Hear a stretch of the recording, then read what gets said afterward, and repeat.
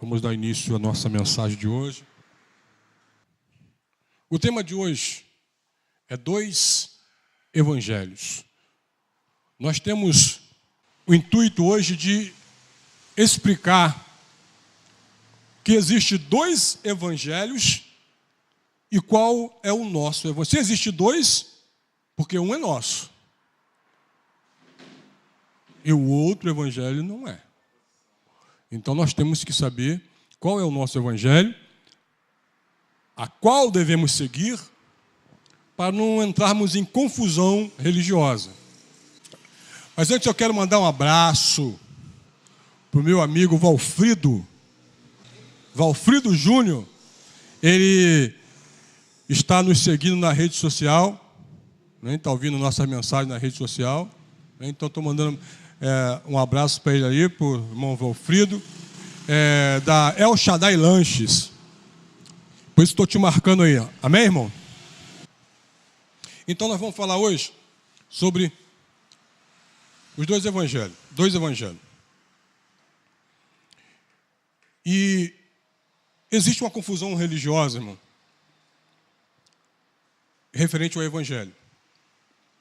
Porque pessoas pegam coisas da lei de Moisés e coloca dentro do evangelho, aí vira aquela bagunça religiosa, ninguém sabe né? Então o intuito de hoje é realmente separar e entender os 2 evangelhos. Então, se existe 2 evangelhos, existe 2 fé, existe 2 discipulados ou 2 apostolados, né? E aqui no evangelho, nós vamos entender o chamado de cada um apóstolo para este evangelho. Então nós vamos ver primeiro o chamado de Pedro e dos demais apóstolos. O chamado de Pedro, de João, de Tiago. Então abra a tua Bíblia aí,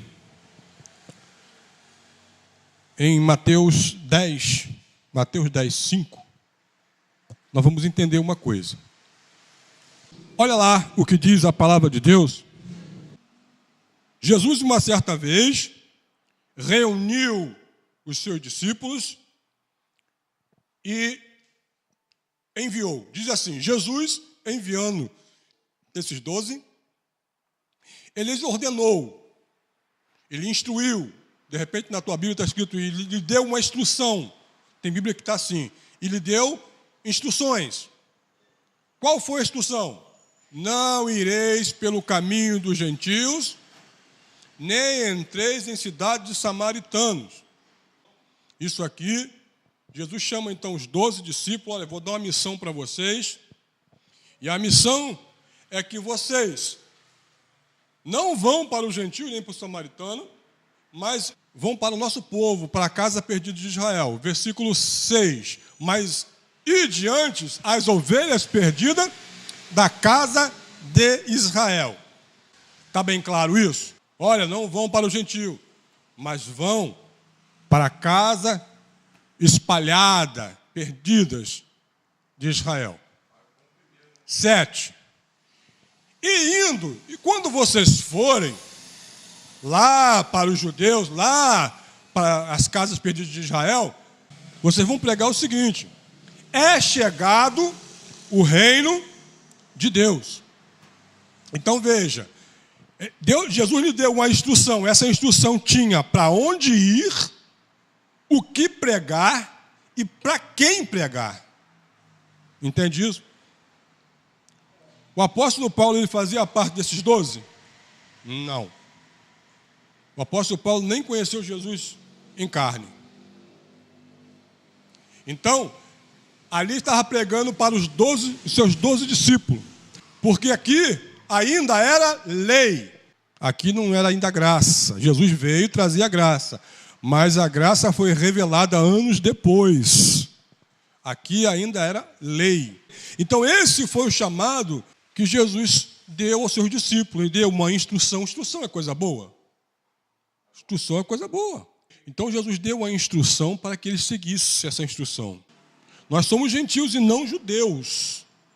E quando Jesus disse isso, ele disse para os judeus, e não disse para os gentios. Porque lá na frente, o próprio Jesus, agora ressuscitado, ia chamar outra pessoa para revelar o Evangelho da Graça. Então, essa pessoa é o ministério do apóstolo Paulo. Jesus chama os seus 12. Agora, depois de ressuscitado em espírito, ele chama o apóstolo Paulo. Apenas um, para pregar o Evangelho da Graça. E quando, queridos, nós pegamos os pactos e misturamos pacto, quando a gente pega lá, vai lá em Moisés, pega lá a lei de Moisés, coloca no pacto da graça, dá problema, dá confusão de fé, dá confusão religiosa, dá confusão.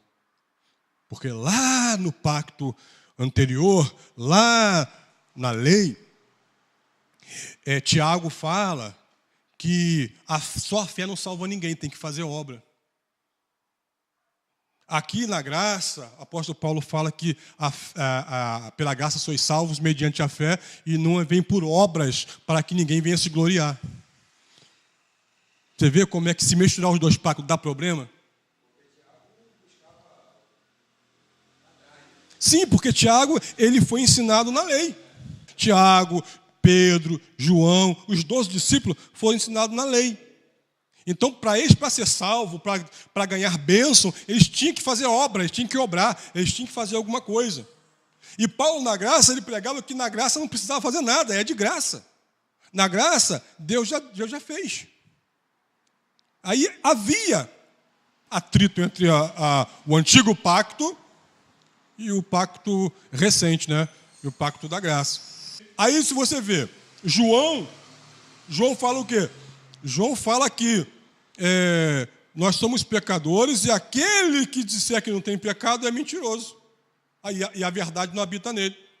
Né? O apóstolo Paulo diz o quê? Que na cruz, a natureza adâmica, não é nosso corpo, nosso espírito, a natureza adâmica foi cravado na cruz e não existe mais pecado no espírito. O nosso pecado é carnal e a carne vai ficar aqui. Aí o que acontece? Quando bota... Não, mas olha, em 1 Pedro, lá, 1, ele está dizendo o quê? Que nós somos pecadores. Se disser que não estamos em pecado, nós somos mentirosos. E a verdade não habita em nós. Eu sou pecador, eu sou pecador, eu sou pecador, eu sou miserável, eu sou o pó da terra, eu sou bichinho, sou vermezinho de Jacó.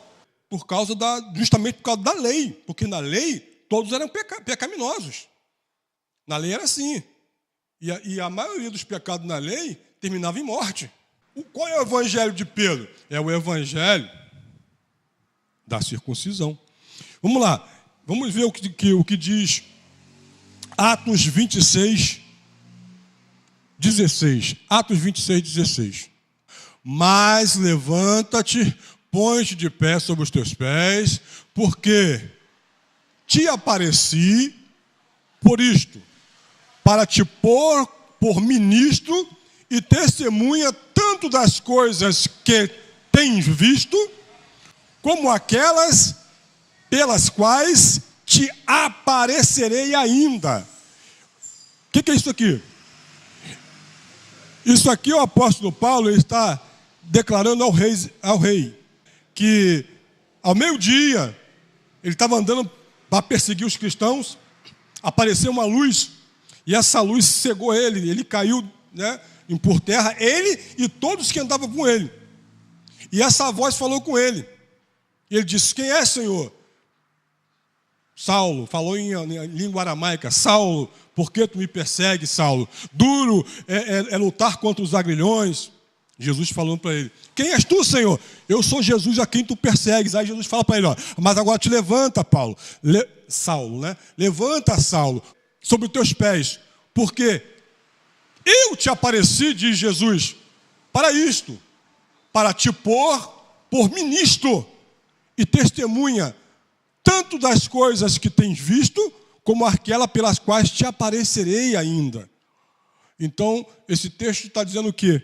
Que Jesus apareceu naquele momento como uma luz, como um clarão para Saulo, e disse que poria ele como ministro e apareceria mais vezes para ele para dar mais instruções sobre o Evangelho. Não é isso? 17.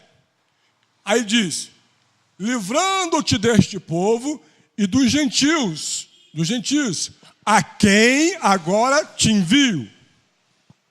Então, Jesus ali agora estava enviando Paulo para quem? Para os judeus? Não, para nós, os gentios. 18. Para lhe abrires os olhos e das trevas os converteres à luz e do poder de Satanás a Deus, a fim de que recebam a remissão de pecados e herança entre os que são santificados pela obra, pela fé em mim, disse Jesus. Então, isso tudo aconteceu ali no caminho de Damasco. Isso tudo aqui aconteceu naquele momento que Paulo vê aquele clarão, estava perseguindo para matar os cristãos, vê aquele clarão e ele cai no chão, e tudo isso acontece, toda essa história aqui acontece naquele momento. Jesus agora chama Paulo em espírito, que Jesus ali não estava mais em carne, chama Paulo e diz para ele: filho, agora eu vou te pôr como ministro, você vai ser o ministro dos gentios, e vou te aparecer mais vezes para te dar instruções. Então, nós entendendo isso, nós entendemos qual é o nosso evangelho. Se é o evangelho da circuncisão ou o evangelho da incircuncisão.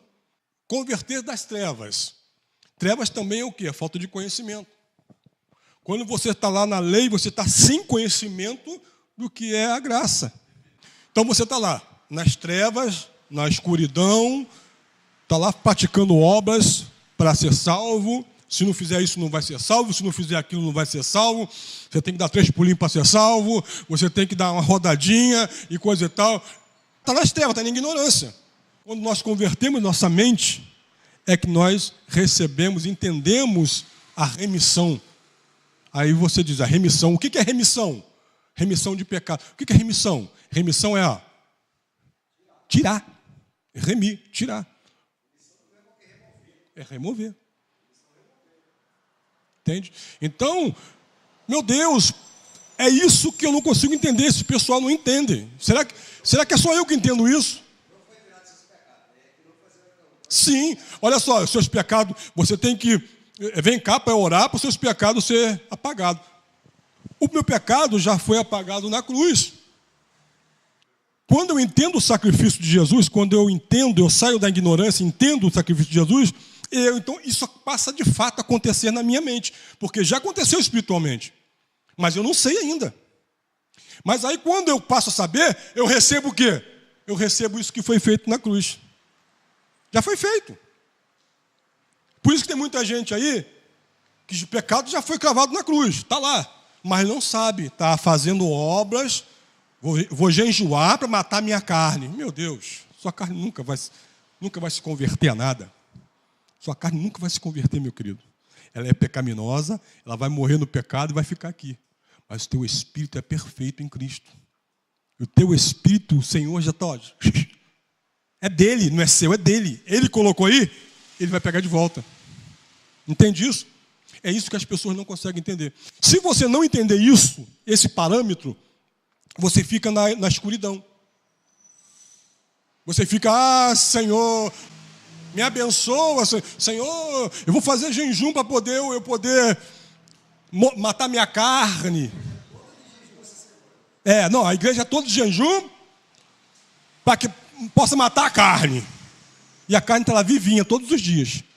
Sabe, se você perguntar para um crente e dizer, você acredita que todo o que Jesus veio fazer, ele já fez? Foi consumado? Ele vai, não foi. Mas sabe como é que é, né? Eu tenho que fazer minha parte. Então, Jesus não fez 100%, ele fez 50% e você faz mais 50%. Ou ele fez ou ele não fez. Ele abriu os braços e disse, está consumado. Tetelestai, está consumado. E está consumado. O que nós temos que crer é que tudo que Jesus fez na cruz, ele fez por completo e nós não precisamos fazer. Nós estamos no descanso do Senhor. Nós estamos descansando com ele. Jesus, então, ele estava constituindo Paulo, o apóstolo dos gentios nesse momento.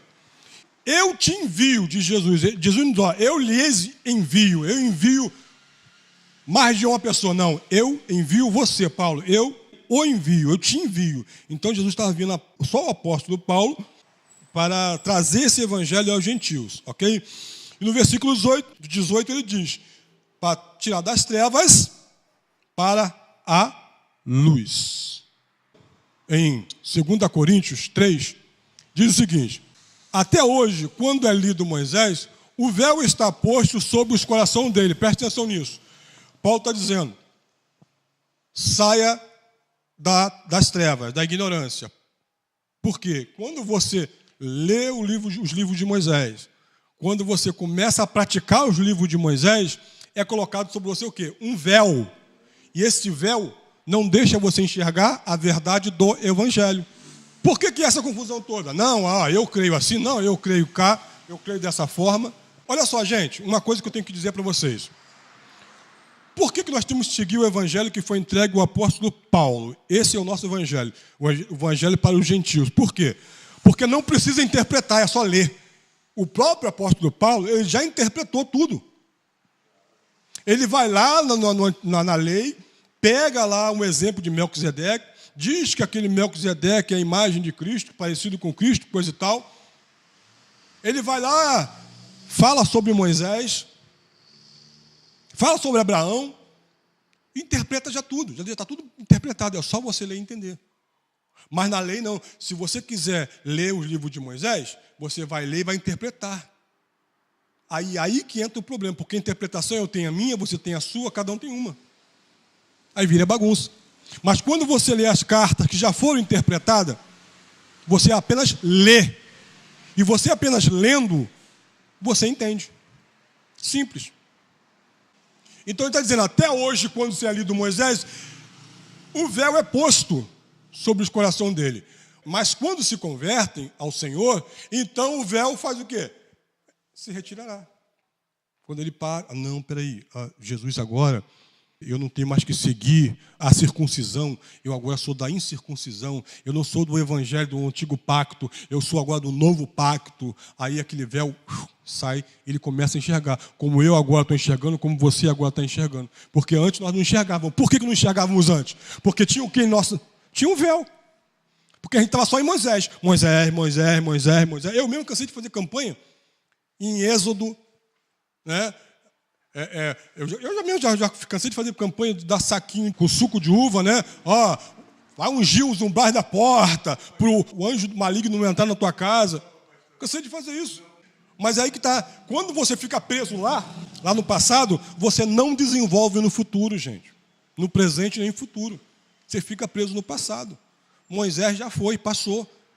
Você pode pegar, sim, os textos de Moisés para tirar algum proveito? Sim, pode, mas não é para fazer doutrina sobre isso. Exemplo, mas não é para fazer doutrina sobre isso. Está ali para você olhar, para você ler, até para você tirar coisas boas, mas não fazer doutrina disso. A Bíblia diz que se você seguir a lei, tem que viver por ela. Aí, se você errar num quesito da lei, você é culpado pelas 613. E aí, fala para mim. Uma coisa que não é para gente. Um judeu mesmo segue todas. Pelo menos tenta seguir todas, não consegue, né? Então, queridos, foi ele que nos deu o perdão, ok? Nos perdoou. Ele não vai dar, já deu perdão, já remiu o perdão na cruz, pecado na cruz, te deu perdão. Esse é o evangelho da incircuncisão. Se existem dois evangelhos, um é da circuncisão e o outro da incircuncisão. Um é para os judeus e outro para os gentios. Tem pessoas também que são acostumadas. O povo gosta de ficar cativo, ficar preso, rapaz. O povo gosta de estar preso, cativo. É aquele passarinho que nasce preso e quando você solta quer voltar para a gaiola. Essas pessoas são assim, elas estão, recebi, poxa, é mesmo esse evangelho, pá, mas sente falta, sabe de quê? De um homem botar a mão em cima dele. Pastor, olha por mim. Meu querido, o mesmo poder, entre aspas, que um pastor tem, você tem. Nós não somos diferentes em nada. Em nada. As pessoas têm a visão que o pastor é o sacerdote. Não é. Você é tão sacerdote quanto o pastor. Aí você fica assim, não, a oração do pastor que é poderosa, né? Eu vou lá para o pastor orar. Já viu aqueles irmãos que na igreja faz fila assim, ó, fulano vai orar, que tem um pastor, tem um presbítero, tem um diácono, e a pessoa vai só para o pastor lá, porque o pastor é mais poderoso, tem mais fé. Coisa ridícula, irmão, coisa ridícula. Em Gálatas 1:6, quer dizer, aqui, Gálatas 1:6, Paulo dizendo para os Gálatas, maravilho-me, claro, que ele está dizendo aqui, ele está sendo irônico, né? Maravilho-me de que tão depressa passasseis daqueles que vos chamou a graça de Cristo para outro evangelho. Que outro evangelho está se referindo que os Gálatas estavam regredindo, estavam voltando? É o evangelho da circuncisão. Por quê? Porque naquela época, Paulo pregava, mas Pedro falava assim, ó, não é bem assim não. Tiago falava, olha, Paulo está pregando isso aí, mas não é bem assim não. Você tem que fazer obra. E as pessoas, acostumadas, voltavam para fazer obras. Aí o apóstolo Paulo, maravilho-me de que tão depressa passasseis daqueles que vos chamou a graça de Cristo a outro evangelho. Aí disse, o qual não é outro, mas há alguns que vos inquietam e querem transtornar o evangelho de Cristo. Então, os irmãos, né, os contemporâneos de Paulo, os judeus, Tiago, Pedro, João, eles estavam tentando judaizar os cristãos que estavam chegando. Não cita, verdade, não cita. Mas só que naquela época só existiam esses dois, a lei e Paulo pegando não lei. Então, quando ele fala de há pessoas, quem se referia? A quem estava pegando a lei. Olha, é como se Paulo estivesse dizendo, olha só, o nosso irmão Pedro, o nosso irmão Tiago, o nosso irmão João, eles estão transtornando o evangelho de Cristo. Há alguns que vos inquietam, deixam vocês perturbados. Como é que você regride no evangelho? Quando você traz para dentro do evangelho coisas que não fazem parte do evangelho. O qual não é outro evangelho, porque só existe um evangelho de Cristo, que só existe um. Não é outro evangelho. Mas há alguns que vos inquietam e querem transtornar o evangelho de Cristo Jesus. Como é que isso acontece? Trazendo de volta aquilo que foi anulado. Se quando você traz para dentro do evangelho aquilo que foi anulado, você está transtornando o evangelho de Cristo. Tem versão que está dizendo deturpar o evangelho de Cristo. O senhor está dizendo o quê, pastor? O senhor já está pervertendo o evangelho de Cristo, está vendo? Mais forte ainda. Então, como é que se perverte o evangelho de Cristo? Trazendo o que foi anulado para dentro do evangelho. Trazendo de volta aquilo que foi anulado. E o que foi anulado, gente? Nós já cansamos de estudar aqui. A lei de Moisés foi anulada. O fim da lei foi Cristo, para a justiça de todo aquele que crê. A lei foi, Jesus deu fim à lei. Quando Jesus morre na cruz, instaura na terra o quê? Um segundo período. Uma nova era, porque aquela era se passou. Tinha que terminar. Então, tudo se fez novo a partir da cruz. Tudo se fez novo. Então começa agora uma nova era. Os céus e a terra se passaram. Quando Jesus morre, os céus e a terra passam. Ou seja, o período, o tempo passou, acabou, ficou para trás. Eis que tudo agora em diante se faz novo. Né? E é esse novo que significa o quê? O evangelho da graça, o evangelho do Jesus Cristo ressuscitado. Não passará. Justamente. Então, é o evangelho do Espírito. Do Espírito. E quando se fala Espírito, não tem que fazer obra. Espírito é Espírito. Não tem que materializar que é Espírito. trazendo coisas carnais, né? Os judeus, eles tinham que sacrificar um animal para poder obter perdão por pecado. Isso são coisas carnais. E uma igreja, ela não pode ser uma igreja carnal, ela tem que ser uma igreja espiritual. Esse evangelho é um evangelho que tem que ser seguido. São 14 epístolas, 14 cartas, que é o evangelho para os gentios, para nós, que é a doutrina para a igreja. É de Romanos a Hebreus. Essas são as doutrinas que a igreja tem que estar baseada. É o alicerce, né? É a fundação que Paulo, em Cristo, ele pôs, para que nós fôssemos construir em cima desses alicerces. Então, o que eu estou fazendo aqui, que nós estamos fazendo aqui, queridos, simplesmente nós já estamos construindo em cima de algo que já está pronto. O apóstolo Paulo diz: eu, como sábio construtor, pus os alicerces, as bases, que é Cristo. Pô, agora cada um construa em cima. E olhe e vem como edifica. Preste atenção como vocês edificam. Esse é o evangelho que nós devemos seguir. Nós também deturpamos o evangelho, nós também, sabe como? Aprisionando através do medo as almas. Porque isso acontece muito dentro das igrejas. Põe medo nas pessoas, aprisiona ela. Olha, se você não fizer isso, querido, olha, se você não se batizar, você vai estar em pecado. Olha, se você não tomar ceia, você não tem comunhão, o Espírito Santo não está em ti. E a pessoa, mesmo, não, eu tenho que fazer. Ó, irmão, tá vendo? Você tem que fazer direitinho, porque senão... Isso aprisiona as pessoas com medo, cara. E as pessoas ficam ali com medo, não pode dar um passo. Você pega uma nota antiga de 1000 cruzeiros, uma nota aí, e vai comprar um pão com essa nota. Você vai conseguir comprar pão com essa nota? Por que não? Porque ela não tem?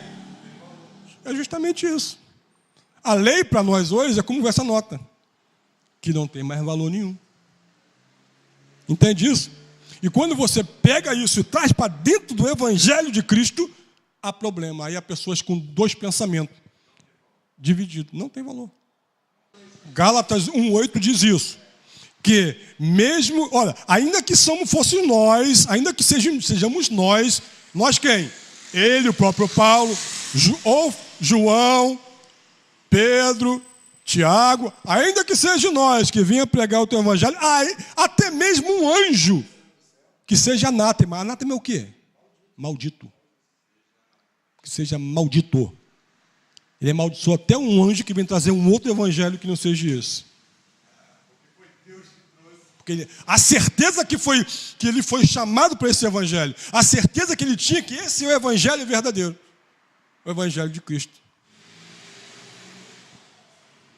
O que é espírito? Espírito, sabe, não é aquele fantasma que está por aí circulando, não. O que é espírito? Espírito pode ser uma ideia, um pensamento, uma doutrina. Isso pode ser espírito. O apóstolo Paulo disse assim, olha, ainda que eu não esteja aí em corpo presente, mas eu estou em espírito. Como? Através de quê? Através dessa carta que eu te escrevo. O meu espírito, o meu ensinamento está onde? Está nessa carta. Então o meu espírito está contigo. O Espírito de Jesus está contigo. Por quê? Porque tu segue os mandamentos de Jesus, tu segues a vontade dele. Então ele está contigo. E o que é o espírito maligno? E o espírito maligno justamente é o quê? É o ensino diferente do evangelho. É o espírito maligno. Tudo que vem para deturpar, transtornar o evangelho é maligno, é um espírito. Então, havia esse problema. Havia o problema também que os contemporâneos do apóstolo Paulo viviam tentando tirar o pessoal da graça e judaizar para a lei. Porque na mente de Pedro, na mente de Tiago e na mente de João, Jesus deu instrução para ele. Lembra lá em Mateus 10? Jesus deu instruções a ele, não deu a Paulo lá, deu a ele. Então ele não, eu andei com Jesus. Então, olha, vem para cá, irmãos, porque aqui é o evangelho verdadeiro, porque eu andava com Jesus. Paulo nunca andou com Jesus. Então, olha só, Jesus é nosso Messias, porque ele disse, olha, vai e pregue, tá? E diz para todo mundo que eu sou Messias. Jesus é nosso Messias. Mas tem que matar um cabritinho ali por causa do pecado. Tem que, tá em pecado? Vem cá que eu boto a mão sobre você e o pecado vai sair. Olha, jejua. Tem um ano certo de jejuar, tem um mês certo de jejuar. Jejua, não deixa de jejuar não. Guarda a lua nova. Não pode comer carne de porco não. Estão tentando judaizar as pessoas. Então, esse era o problema. Aí o que acontece? Em Atos 15, se vocês pegarem para ler, não vou abrir agora, mas em Atos 15, é o primeiro conselho de Jerusalém, aonde eles se reuniram e decidiram que Paulo iria para os gentios e os demais apóstolos iam para os judeus. Ali eles, então Paulo, irmão Paulo, vocês vai para os gentios e nós aqui vamos para os judeus. Ok? Mas o que Pedro faz? Pedro vai lá e fica espiando, bisbilhotando. Tanto é que o apóstolo Paulo disse, eu repreendi Pedro na cara, no meio de todos. E Paulo disse para ele, como você, que é judeu, vive com os gentios e quer fazer os gentios viver como judeu? Por quê? Porque Pedro estava lá comendo com os gentios. E na lei não podia. O judeu não podia nem visitar um gentil. Aí Pedro estava comendo. Quando vê os irmãos enviados por Tiago, ele, são judeus. Aí levanta e... Aí Paulo, você é hipócrita, Pedro. Gálatas 2,4, olha só. E isso por causa dos falsos irmãos. Quem será que ele está se referindo, hein? Isso por causa dos falsos irmãos que se intrometeram e secretamente entraram a espiar a nossa liberdade que temos em Cristo Jesus, para nos porem em servidão, escravidão. Então Paulo pregava o quê? Liberdade. Olha, vocês não podem ser escravos da lei. A lei já passou. Mas aí os irmãos infiltrados, os falsos irmãos estavam infiltrados no meio ali, secretamente, para tentar o quê? Para trazer as pessoas de novo para a escravidão da lei. Estavam ali infiltrados para bisbilhotar, espiar a liberdade que Paulo dava às pessoas. Não precisa de ser escravo de lei, servir lei. Jesus Cristo aboliu a lei. Jesus Cristo ele foi o fim da lei. Ele morreu, ele era o Cordeiro de Deus. Não tem, irmãos, não tem aquele cordeiro que o sacerdote matava lá. Esse cordeiro simbolizava Jesus. Jesus morreu e acabou, não precisa mais fazer aquilo. E o povo gosta de escravidão, irmão, o povo gosta. Vamos lá, Colossenses, já li o 5? Não, falta ler o 5 aqui ainda. Gálatas 5. Os quais, nem ainda por uma hora, cedemos com sujeição, para que a verdade do Evangelho permanecesse entre vós. Como é que a verdade do Evangelho permanece em nós? É não ceder, ceder ao outro Evangelho. É não trazer prática do judaísmo. Quando você traz prática do judaísmo, você faz o quê? O Evangelho não permanece. O Evangelho não está em você. Então vamos lá, Colossenses 2:20.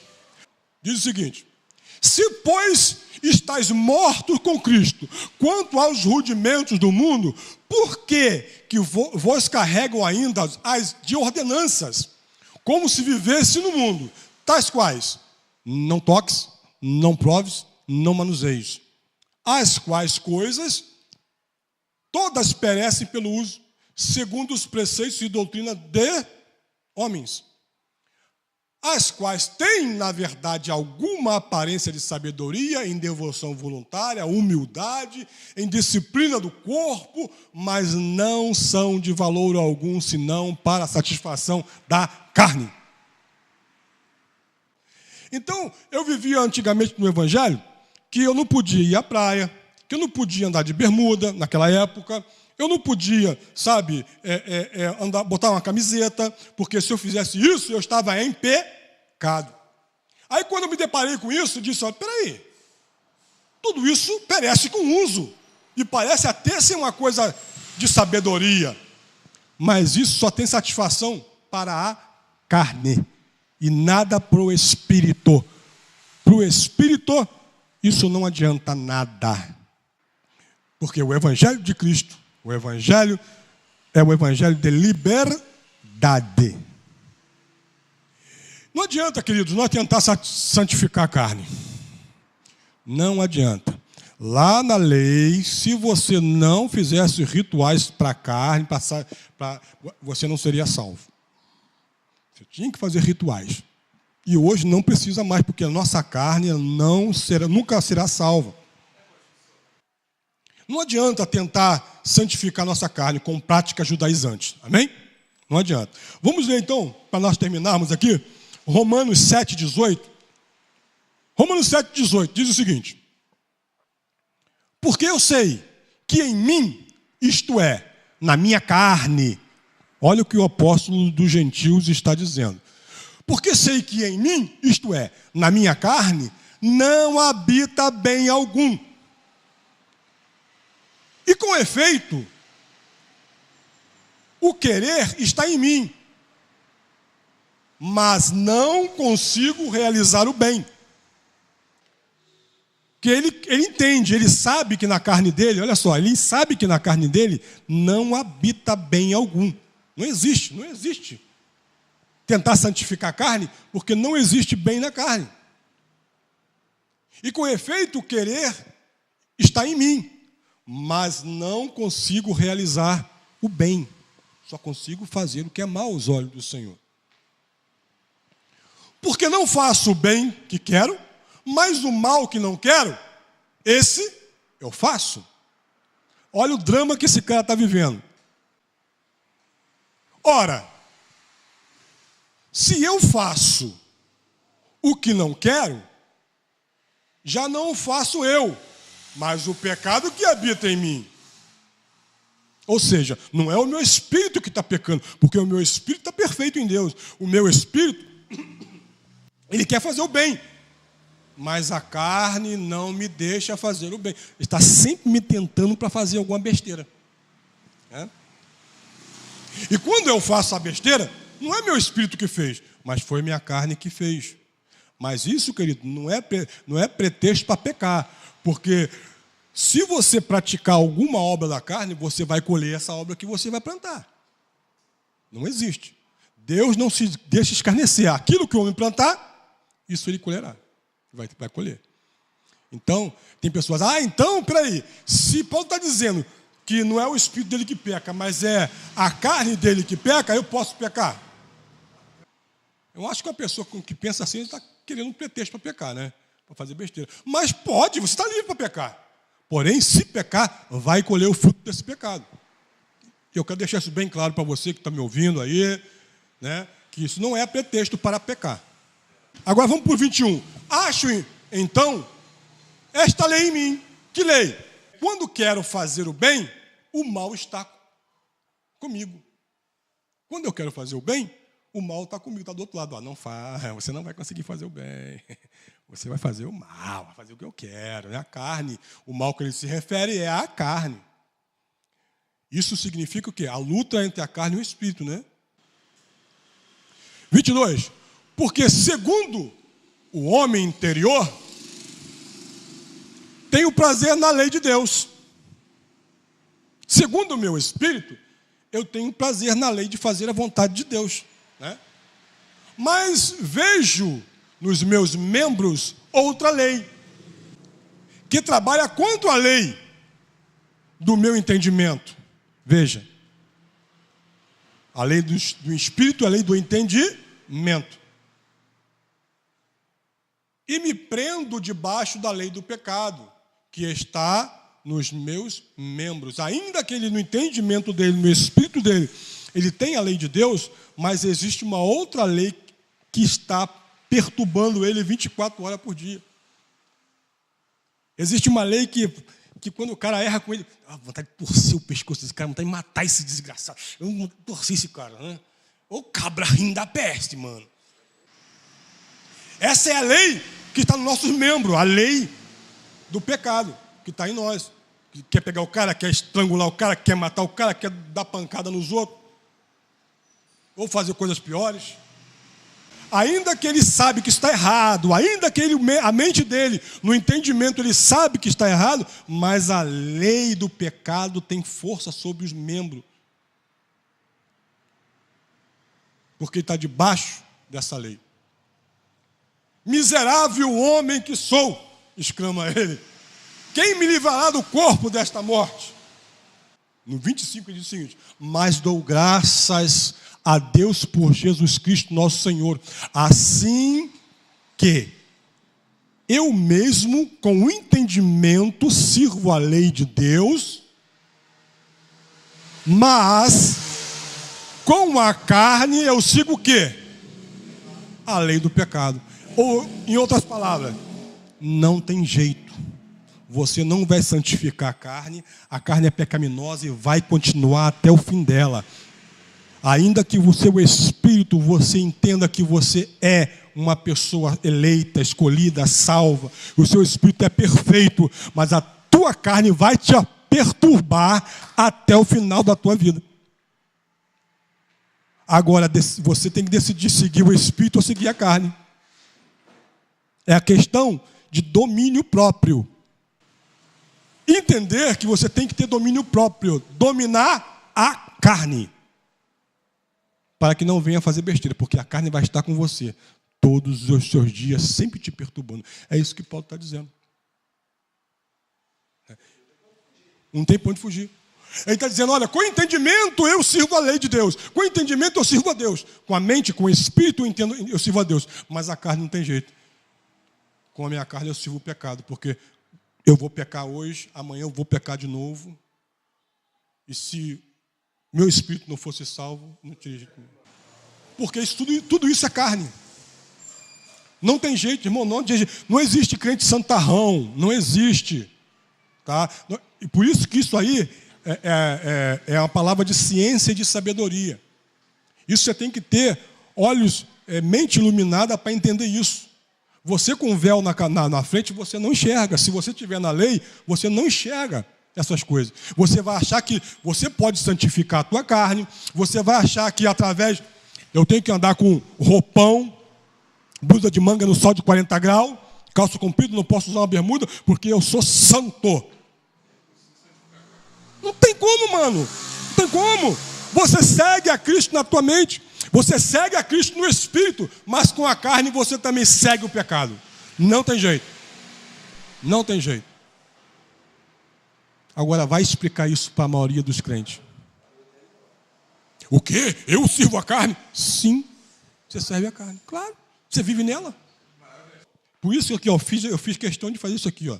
Você sabia que você foi escolhido por Deus? Porque quando você chega para uma pessoa da religião, do sistema religioso aí, você chega para a pessoa e fala assim, ó, você é escolhido por Deus. Sim, eu sou escolhido por Deus. Mas faz um teste, irmão. Faz um teste. Quando e onde Deus te escolheu? Não, mas quando eu entrei na igreja. Aí quebra o negócio todo, irmão. Aí quebra tudo. Porque o Evangelho diz que ele te escolheu aonde? Lá na criação do mundo. Lá na fundação foi onde ele te escolheu. Você é um espírito, o teu espírito foi escolhido lá. Você foi encarnado neste corpo de carne. E quando você morrer, tu vai para onde? Volta para lá. Simples. Então as pessoas não conseguem aceitar isso. Aí, a pessoa que não aceita isso, o que acontece? Ela vive tentando santificar a carne, vive tentando, por obras, conseguir redenção, não consegue. Você pode fazer aí 50 dias de jejum, você vai ficar com fome, vai ficar fraco, pode morrer, e não vai santificar a tua carne. Amém, pessoal? Então, eu espero que venhamos entender qual é o evangelho. Existem dois evangelhos. O evangelho da circuncisão e o evangelho da incircuncisão. O nosso evangelho é da incircuncisão. O evangelho que não leva a nenhuma prática judaizante. Toda a prática do judaísmo ficou para trás. Faz parte do antigo pacto. Amém? Então, vamos orar.